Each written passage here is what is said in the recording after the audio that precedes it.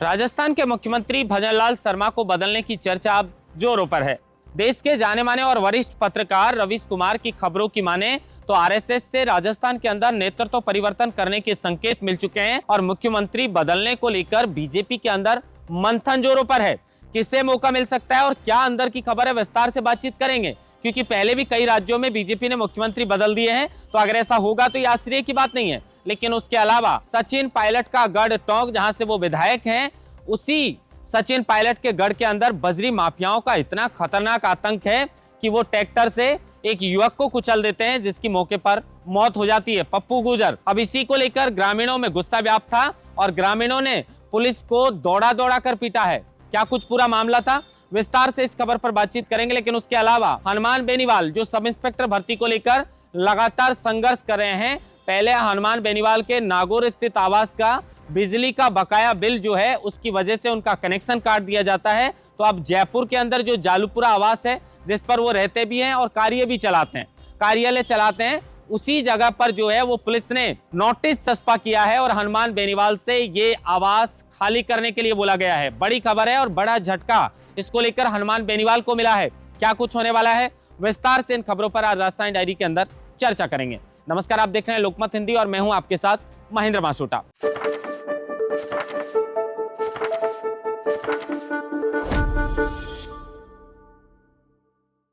खबर की शुरुआत सबसे पहले राजस्थान में मुख्यमंत्री बदलने को लेकर जिस तरह से चर्चा जोरों पर है उसी को लेकर करते हैं। काफी समय से राजस्थान के अंदर मंत्रिमंडल फेरबदल और विस्तार की चर्चा जोरों पर थी, लेकिन पहली बार जब उन्हें मंत्री बनाया और पहली बार के विधायक को मुख्यमंत्री बनाया, वो भी पर्ची के माध्यम से, तब से लेकर आज तक 2 वर्ष का कार्यकाल लगभग हो चुका है। लेकिन अभी तक राजस्थान के अंदर किसी भी तरीके का कोई परिवर्तन नहीं किया गया। ना मंत्रिमंडल में कोई फेरबदल हुआ, ना मंत्रिमंडल के अंदर कोई विस्तार हुआ। ऐसी खबरें पहले थी कि कई महकमे ऐसे हैं जिनके मंत्रियों का कामकाज जो है वो ठीक नहीं है और उनको बदले जा सकते हैं। किरोड़ी लाल मीणा का भी ये नाम चल रहा था कि उनका भी महकमा बदला जा सकता है। फिर बाद में ऐसी खबरें चली कि उन्हें उप मुख्यमंत्री भी बनाया जा सकता है। तो अब जिस तरीके से देश के वरिष्ठ पत्रकार और जाने माने पत्रकार रवीश कुमार लगातार जिस तरह की खबरें चला रहे हैं और जिस तरह से उनके पास सूत्र हैं, उनकी माने तो बीजेपी के अंदर जो है वो इस बात को लेकर मंथन जोर पर हो चुका है कि राजस्थान में मुख्यमंत्री किसे बनाया जाना चाहिए। आरएसएस ने राजस्थान के अंदर नेतृत्व परिवर्तन के संकेत दिए हैं। ये बड़ी खबर है। अब आप सोच रहे होंगे कि राजस्थान के अंदर तो जो है वो मुख्यमंत्री कैसे बदले जाएंगे, पहले भजनलाल शर्मा को ये गद्दी सौंपी गई है। तो ये कोई आश्चर्य की बात नहीं है। उत्तराखंड के अंदर पिछली सरकार में बीजेपी ने 3 मुख्यमंत्री बदल दिए। अरुणाचल प्रदेश में बदल दिए, असम, कर्नाटक और उत्तराखंड, ये कई ऐसे राज्य हैं जिनके अंदर बीजेपी ने मुख्यमंत्री बदले हैं। तो अगर राजस्थान के अंदर भी ऐसा हुआ तो ये आश्चर्य की बात नहीं है। लेकिन महारानी वसुंधरा सिंधिया ने हाल ही में एक बयान दिया था। उन्होंने कहा था कि बीजेपी को मैं कभी नहीं छोड़ने वाली, बीजेपी से मेरी अर्थी जाएगी। मतलब कहीं ना कहीं वफादारी दिखाते हुए सीएम की दावेदारी भी जो है वो मैडम कर रही हैं और बड़ी जनाधार वाली नेता हैं। और अगर मौका उन्हें फिर से मिलता है, उनकी ताजपोशी होती है, तो इसमें बीजेपी को और फायदा मिलेगा और मजबूती मिलेगी। चाहे वो 2029 के लोकसभा के चुनाव हो या उससे पहले के जितने भी विधानसभा के चुनाव हो, उपचुनाव हो या निकाय चुनाव हो, सब में बीजेपी को वसुंधरा सिंधिया की ताजपोशी का फायदा मिल सकता है। बीजेपी के अंदर जो मंथन चल रहा है, उस मंथन के बाद क्या कुछ बदलाव राजस्थान के अंदर किया जाएगा। किरोड़ी लाल मीणा को भी जो है कोई अलग जिम्मेदारी मिल सकती है। कहा तो यह भी जा रहा है कि क्या उन्हें मुख्यमंत्री बनाया जाएगा, लेकिन शायद जातिगत समीकरण को देखते हुए उनके फ्रेम में शायद किरोड़ी मीणा फिट नहीं बैठे, लेकिन हो सकता है कि उन्हें उप मुख्यमंत्री बना दिया जाए। अब जिस तरीके से दिया कुमारी और डॉक्टर प्रेमचंद बैरवा को लेकर जिस तरह की खबरें थी, उसको देखकर भी ऐसा लग रहा है कि उप मुख्यमंत्री भी राजस्थान में बदले जा सकते हैं। क्या मंथन चल रहा है और इससे क्या खबर निकलकर सामने आएंगी, उसका भी हमें इंतजार रहेगा। क्योंकि वसुंधरा राज सिंधिया के हाथों से जब ये पर्ची खुलवाई थी और भजनलाल शर्मा का नाम आया था मुख्यमंत्री के जो है पद के लिए, उस समय जो सदमा उनको लगा था, जो उनके फेस का जो इंप्रेशन था वो इतना वायरल हुआ था, इतनी मीम्स उसकी बनी थी कि लोग कह रहे थे कि भाई महारानी तो नाराज हो गई, और नाराजगी झलकी भी थी कुछ दिन, लेकिन बाद में महारानी संतुष्ट हो गई। अब जिस तरह की खबरें हैं, इंतजार है, कुछ भी कहना जल्दबाजी होगी, लेकिन जिस तरह की खबरें आ रही है तो हो सकता है कि राजस्थान में कोई बड़ा जो है वो परिवर्तन किया जा सकता है। उसके अलावा सचिन पायलट के गढ़ के अंदर पुलिस को दौड़ा दौड़ा कर ग्रामीणों ने क्यों पीटा, क्या पूरा मामला था। दरअसल टोंक के अंदर बजरी माफियाओं का इतना खतरनाक आतंक है कि वो किसी से डरते ही नहीं है। अब ट्रैक्टर से जो है वो एक पप्पू गुजर को वो कुचल देते हैं, उसके बाद मौके पर उनकी मौत हो जाती है। गुस्साए ग्रामीणों ने जो राजभवन जो इलाका है उसके पास देवली जो मार्ग है उसको जाम कर देते हैं, सबको वहीं सड़क पर रखकर, और उनका प्रदर्शन होता है। 50 लाख रुपए और सरकारी नौकरी की वो मांग करते हैं। अब पुलिस वहां पर पहुंचती है तो पुलिस पर पूरा गुस्सा जो है वो ग्रामीणों का फूट जाता है। पुलिस को दौड़ा दौड़ा कर ग्रामीण पीटते हैं। ग्रामीणों का कहना है कि सब ध्यान है पुलिस वालों को, लेकिन पुलिस वाले कोई कार्रवाई तो करते नहीं है। अब ग्रामीण जाएं कहां? उनको तो सबसे पहले पुलिस ही नजर आएगी। कहीं भी कोई भी आंदोलन होता है तो सबसे पहले पुलिस नजर आती है।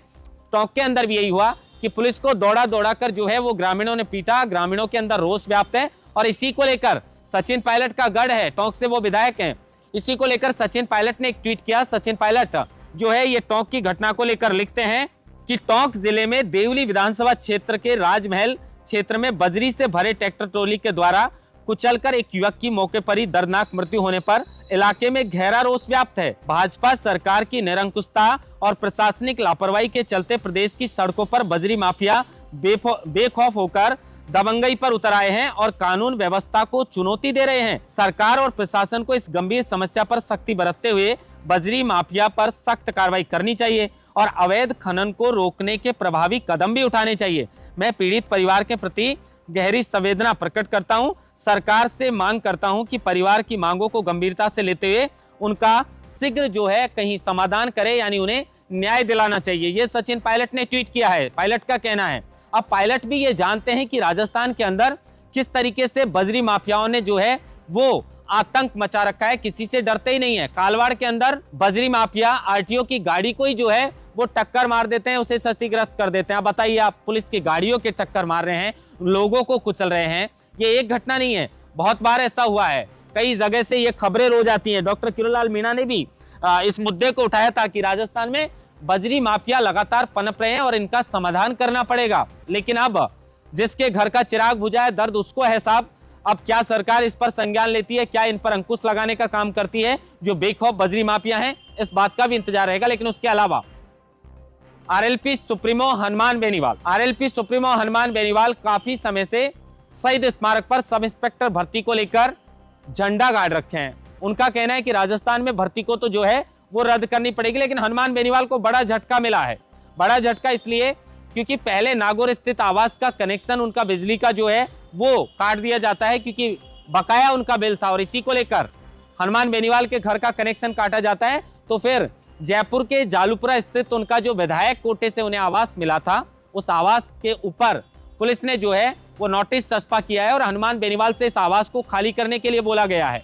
इसी आवास के अंदर वो कार्यालय चलाते हैं और इसी आवास के अंदर वो रहते हैं। तो हनुमान बेनीवाल सांसद बन गए, विधायक कोटे से उन्हें आवास मिला था, अब आवास खाली करने के लिए बोला है। हालांकि इस मामले को लेकर हनुमान बेनीवाल की प्रतिक्रिया सामने नहीं आई है, लेकिन सब इंस्पेक्टर भर्ती को लेकर अभी भी हनुमान बेनीवाल मुखर हैं। उनका कहना है कि लाखों की संख्या में 7 जुलाई का हम इंतजार एक बार कर लेते हैं कि क्या कुछ होता है, क्योंकि सरकार की जो मंशा है वो स्पष्ट रूप से नजर आ रही है। क्योंकि सब कमेटी ने, एसओजी ने अब ये कह दिया है कि हमें समय चाहिए।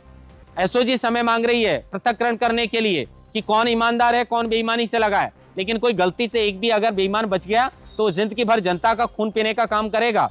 अब 7 जुलाई का इंतजार है, लेकिन हनुमान बेनीवाल का कहना है कि दिल्ली कूच करेगी लाखों की संख्या में हनुमान बेनीवाल की फौज। अब सरकार ने विधानसभा के चुनाव से पहले सबसे बड़ा मुद्दा जो है वो राजस्थान के अंदर पेपर लीक का बनाया था, पेपर लीक माफियाओं को ठिकाने लगाने का बनाया था और सब इंस्पेक्टर भर्ती को रद्द करने की बात भी कही थी। लेकिन जैसे ही सत्ता हासिल होती है, वो कहते हैं ना कि सत्ता में आने के बाद सत्ता की मलाई खाने में लोग लग जाते हैं। जनता से क्या वादे किए हैं, क्या उनकी समस्याएं हैं, ये थोड़ी थोड़ी नजरअंदाज नेता कर देते हैं। राजनीति चीज ही ऐसी है। लेकिन सरकार को अपने कथनी और करनी में अंतर नहीं करना चाहिए, क्योंकि गोविंद सिंह डोटासरा ने यह आरोप लगाए हैं कि सरकार की कथनी करनी में अंतर है। पहले तो लोगों को गुमराह करके और सत्ता हासिल कर ली और अब खुद का किया हुआ वादा जो है वही पूरा बीजेपी सरकार नहीं कर पा रही है। तो सब इंस्पेक्टर भर्ती को लेकर अगला अपडेट 7 जुलाई को क्या आता है इसका भी इंतजार रहेगा। और उसके अलावा जिस तरीके से राजस्थान में बेखौफ है बजरी माफिया, उनको लेकर सरकार क्या ठोस कदम उठाती है, क्योंकि उन्हीं की सरकार के कैबिनेट मंत्री किरोड़लाल मीणा ने इस मुद्दे को उठाया था और यह भी कहा था कि रोज की लगभग 8 करोड़ रुपए की अवैध बजरी निकाली जा रही है। भाई वो तो ठीक है, उस पर सरकार अंकुश लगाए, लेकिन ये बजरी माफिया कहीं आरटीओ को ठोक रहे हैं आरटीओ की गाड़ी को ठोक रहे हैं तो कई लोगों को कुचल कुचल कर मार रहे हैं। तो इस पर आखिर सरकार कब कुछ जो है वो ठोस कदम उठाएगी, और राजस्थान के अंदर जिस तरह की ये खबरें हैं मुख्यमंत्री बदलने को लेकर, बीजेपी से क्या कुछ नई अपडेट जो है इसको लेकर सामने आती है, इसका भी इंतजार रहेगा। महेंद्र मास्टर, लोकमत हिंदी, जयपुर।